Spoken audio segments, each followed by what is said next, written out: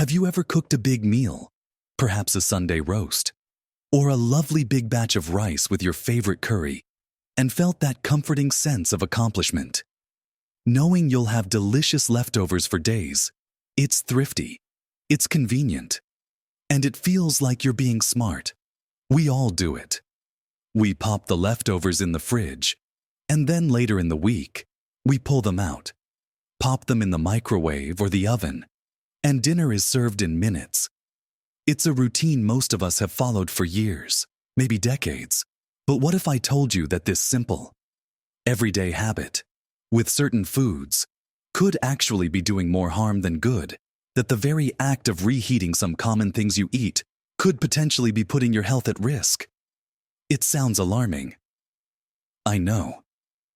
And it's a painful thought when you're just trying to enjoy your food and maybe save a bit of money or time. But there's a quiet secret about leftovers that isn't talked about enough, especially as we get a little older and our bodies might be a bit more sensitive.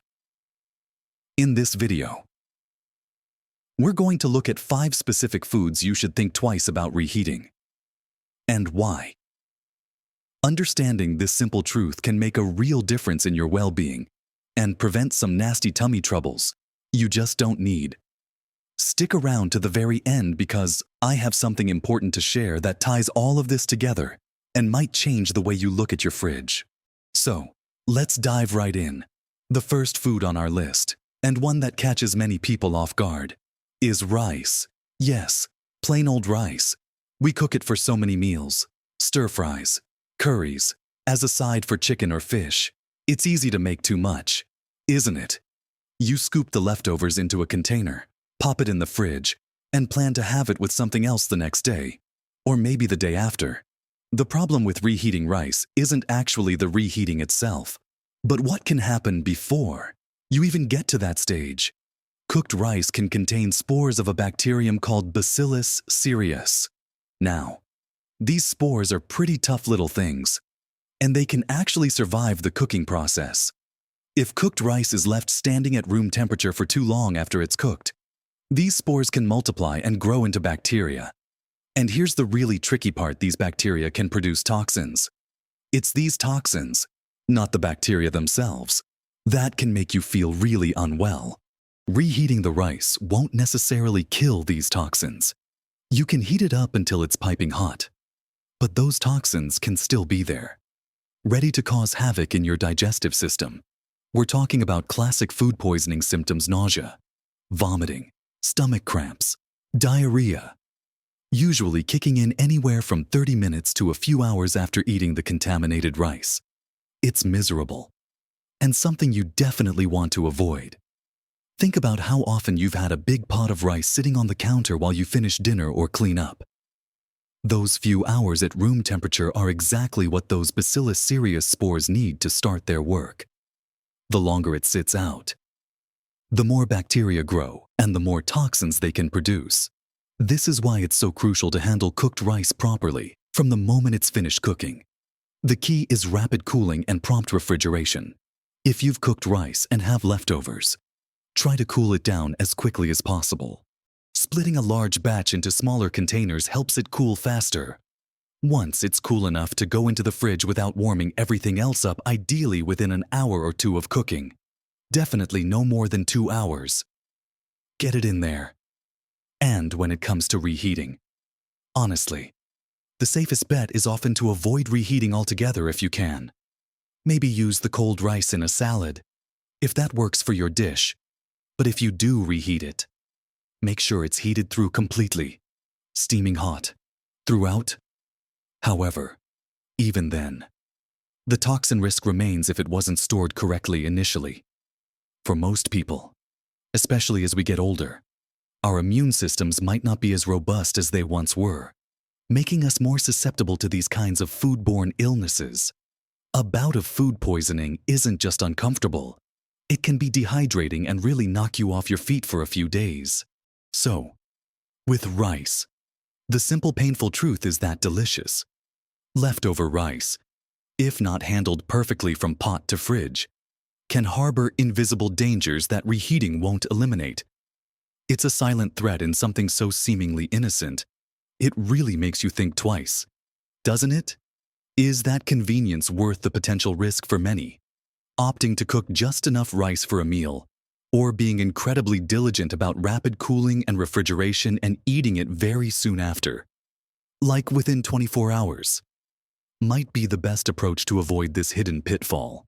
Now, let's move on to another common leftover chicken and other poultry like turkey. Sunday roast chicken is a staple in many homes, isn't it? You carve off the meat, enjoy the meal, and then wrap up the rest to enjoy in sandwiches, salads, or reheated later in the week. Reheating cooked chicken and turkey can be tricky for a couple of reasons.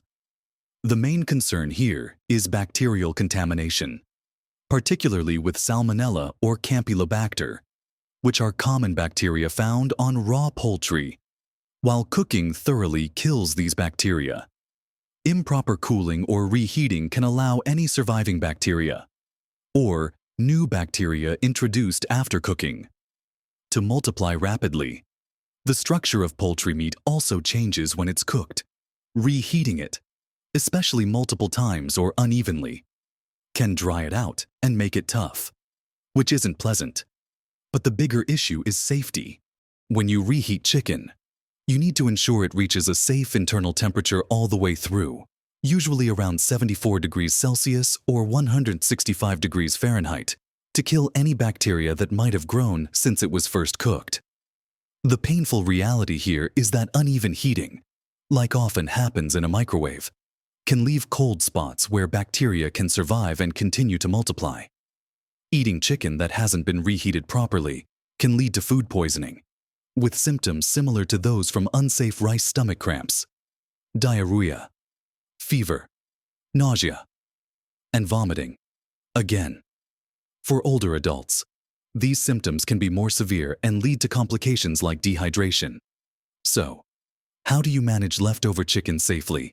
Just like with rice, rapid cooling is essential. Don't leave the cooked chicken sitting out on the counter. Get it into the fridge as soon as possible, ideally within 2 hours.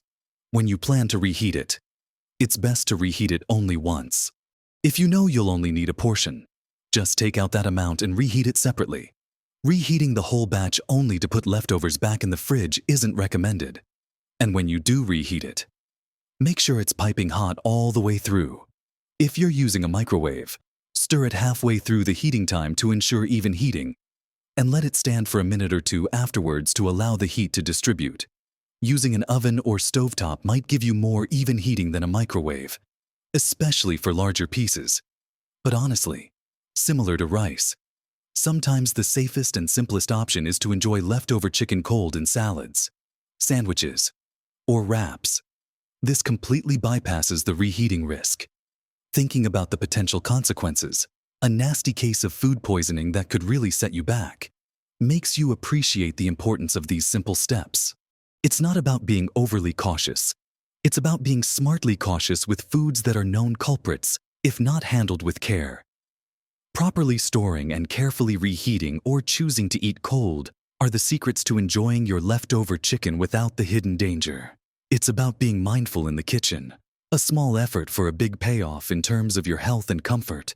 Now that we've discussed leftover rice and poultry, let's move on to number 3 on our list: potatoes. Yes, even something as simple and comforting as potatoes can pose a risk if not handled correctly after cooking and before reheating. Think about a big pot of mashed potatoes, a lovely tray of roasted potatoes, or even a hearty potato salad. Potatoes themselves aren't the issue. But like rice, they can be a breeding ground for a different type of bacteria, Clostridium perfringens. This bacterium is commonly found in soil and can survive cooking in the form of spores. If cooked potatoes, especially dishes like mashed potatoes where they are broken down, are left to cool slowly at room temperature, these spores can activate and multiply into bacteria. As these bacteria grow, they can produce toxins that, when consumed, led to food poisoning. The symptoms are usually stomach cramps and diarrhea, appearing typically 6 to 24 hours after eating. While often less severe than other types of food poisoning, it's still incredibly unpleasant and debilitating, particularly for older adults who might be more vulnerable to dehydration and fatigue. The painful reality here is that starchy foods like potatoes, when cooked and then left out, provide a perfect environment, warmth, and nutrients for these bacteria to thrive. Simply reheating the potatoes might kill the bacteria. But like with Bacillus cereus in rice, the toxins produced can be heat-resistant and survive the reheating process. So, you could heat those mashed potatoes up until they're steaming, but the toxin could still be lurking. The key to preventing this lies entirely in how you handle the cooked potatoes after they're off the heat. The crucial step is rapid cooling and refrigeration. Just like with rice and chicken, you need to get those leftovers into the fridge quickly. Don't leave a big pot of mash sitting on the stove or counter for hours. Divide large amounts into smaller containers to help them cool faster. Once they've cooled down enough not to warm up your fridge again, aim for within 1 to 2 hours. Get them covered and into the refrigerator. When it comes to reheating, the advice is similar to other foods if you must reheat. Do it thoroughly until piping hot all the way through. And ideally only reheat once. However, because of the potential for heat-resistant toxins if they weren't cooled properly in the first place, being extra cautious is wise. Maybe enjoy leftover roasted potatoes cold in a salad. Or turn leftover mash into cold potato cakes that you cook from scratch. The risk isn't as high as with rice or poultry in terms of the severity of illness for everyone. But it's a real and avoidable one, especially when you consider how common leftover potato dishes are. Being aware that even simple potatoes can become problematic if not handled with care after cooking is the secret here. It's another reminder that safe food handling is just as important as the cooking itself. And it's a habit that protects you from unnecessary discomfort and potential health issues. Next up, let's talk about cooked leafy greens. Things like spinach, kale, even collard greens. Often, these are cooked and served as a side dish, and you might have a small amount left over.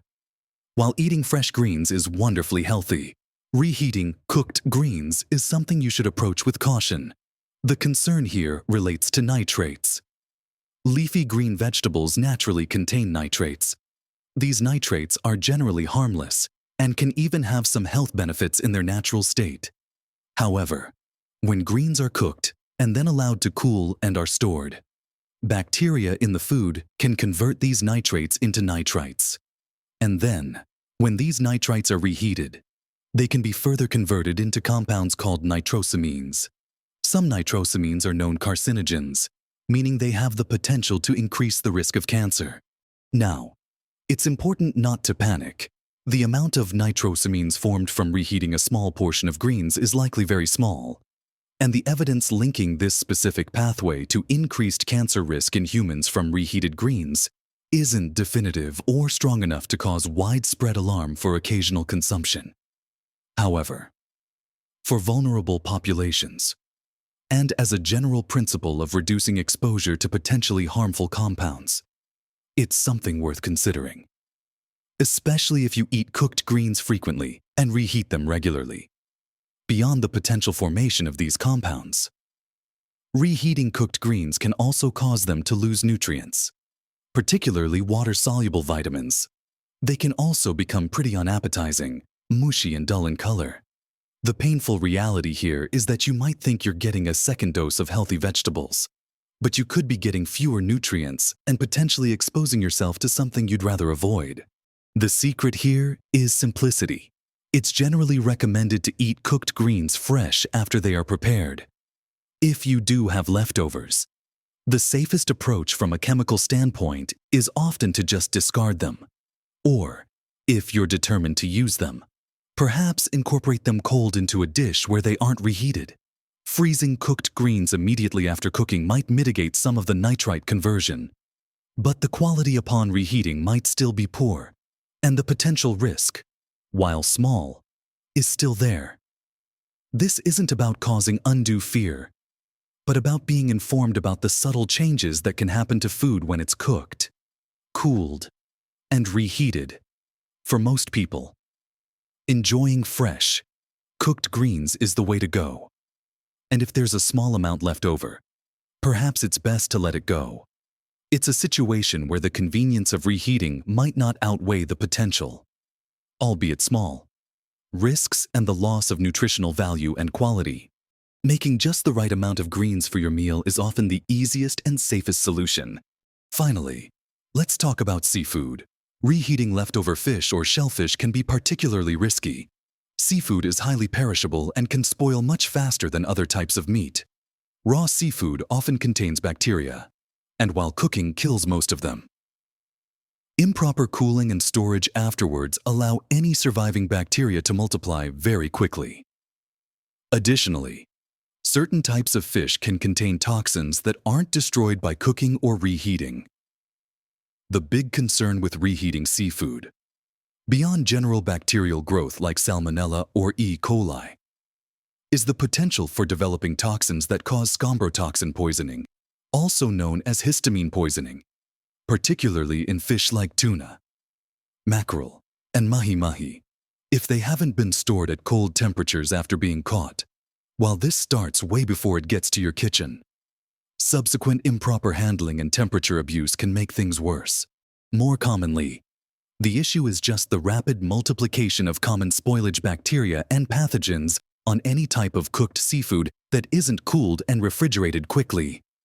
Eating reheated seafood that has been improperly stored can lead to classic food poisoning symptoms: nausea, vomiting, diarrhea, and abdominal cramps, sometimes within just a couple of hours.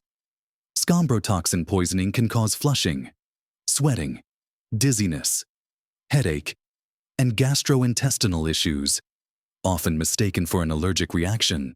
The painful reality of leftover seafood is that the line between perfectly fine and potentially harmful is much thinner than with many other foods. Its delicate nature means bacteria can proliferate rapidly at room temperature or even in a fridge that isn't cold enough. Reheating might kill some bacteria, but it won't eliminate toxins that have already been produced. Plus, reheating seafood often makes it tough, dry, and gives off that strong, unpleasant, fishy odor that can permeate your entire home.